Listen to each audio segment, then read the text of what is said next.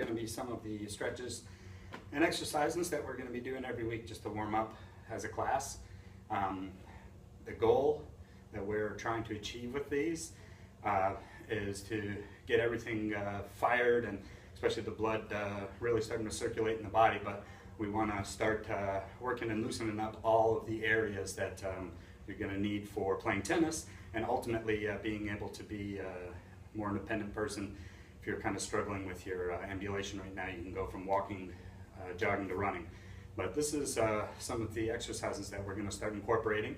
They're going to concentrate on balance, making balanced moves, our core and our legs. So everything that we're going to be doing is going to be for stability and balance. So we're just going to start off. This is just, to get our shoulders going, and we'll get the blood going. 10 small, then 10 big, and we're going to keep this. I'm going to not do all 10. I'm going to keep the video short, and then from there we're going to go straight into the 10 to 15 of our hugging mans. And we want to keep the body, when we're doing all these, make sure that the feet are planted on the ground, and when you're doing your circles and you're hugging yourself, you want to make sure that you're tightening in on your core, squeezing your core muscles. I'm also sucking in on the keister, both of my glutes. I'm making sure to keep those tight as well. Then from there, we're going to get down in a basketball defense position, and then we're going to start working to stretch out the shoulders a little bit more. This is really going to be good for getting you used to ready position, and also to maintain a stable stance while playing tennis or just everyday use. So you start off slow here, but what we're going to do is basically palms out. Everyone's familiar with the breaststroke. So I'm going to do palms out, make sure my feet are evenly placed, palms out, and then bring them back down. And you can even go into a squat and come up, but for most of you, we're just going to want to keep you like this. 1, 2, then the other side. 1, 2, or you can go to squat, up, up, and then from there we are going to go, we get the kids like this one. So we're going to go kind of like a gorilla ape stance, and we're just going to be rotating the body from one side up and then to the other side up. So anywhere from, we're going to do 10 to 15 of these. This, once again, is going to get you ready position, start really working on all the muscles that you need, and we're going to be concentrating on stability. So that's something that we're going to really enforce, is stability. So then when we start moving you more onto the tennis fundamentals and developing your strokes and moving, that you're going to be stable and you're going to be able to set up in the proper technical form that you need to.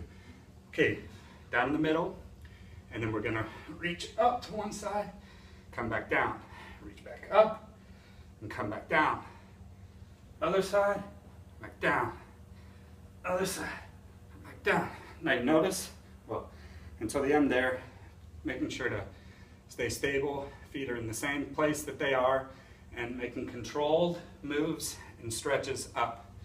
Okay, now from here, before we get into our walking, running, jogging, lateral movement exercises, we're going to do high knees. So this is something you may need to have someone behind you for. Just really going to be kind of a caution, just how sturdy you really are. But we're just going to do high knees controlled. So high knee, and for some AKs, your knee may not release like mine just did the whole time, but you ideally want it to release like that. So when you're walking, you have a general idea of when it's going to release and what muscle that you're activating to release. So when you're releasing it, you kick off, we all know it's the toe off, but high knees. So we're going to do 10 to 15 of these. So from here, just where you are and your mobility, we're going to take 2 laps. We're going to make the able-bodied kids run. But with the amputees, if you are still at a spot where you really can't get into a jog, we're going to start working on lateral movement. And so talked about this in class and showing you how to shuffle side to side. So I'm going to take a couple steps back here. So when you're first starting out and doing this, and these are firing all the muscles on your side, you're going to want to keep those squeeze in and squeezing in on the core, but I'm going to want to stay, when I'm just starting off doing these, in the upright position and just going to the side, boom. Now when I'm landing on the side, I'm going to want to go through my hip and make sure that I'm still upright, but I'm going through my hip. It's the largest joint in the body, and it's going to offload a lot, especially when you're going to your good leg, that you don't want to put most of the weight onto the knee and go through the hip and then into the knee. So I'm just straight up and down, side. So you're going to go from the service line, you're going to go back and forth 4 different times. So then I'll go back, but I'm looking straight the whole time, and I'm making sure that I'm on the line. So eventually you can get to a point where you can get down and play defense, like you have your racket, and you're doing more fluid from side to side. So after you've done that, and you can, at your own discretion, figure out which ones of these that you want to do when everyone else is taking 2 laps. But this is, again, just to get a little bit of sweat going, get the blood in the body going, circulating. So if you don't want to do lateral movement, you can walk. And what I'd like for you to do is, when you're walking the long way, the long line of the court, you're imagining like someone's holding you up by a thread, and you're sucking in your core, and you're concentrating on the best possible gait that you can walk in. Now, when you turn, we're walking on the short line, it's going to be short steps. So I'll do one far away, one a little closer. But we're going to want to do short steps. Again, posture straight up and down. This is going to help, kind of loosen you up a little bit, but it's going to help you have a little quicker feet, happier feet on the court. Make sure I'm in a good spot here. So you're just going to follow the line, walking all the way down, and then when you turn the short line or on the service line, it's small, controlled steps, keeping everything tight, my core sucked in.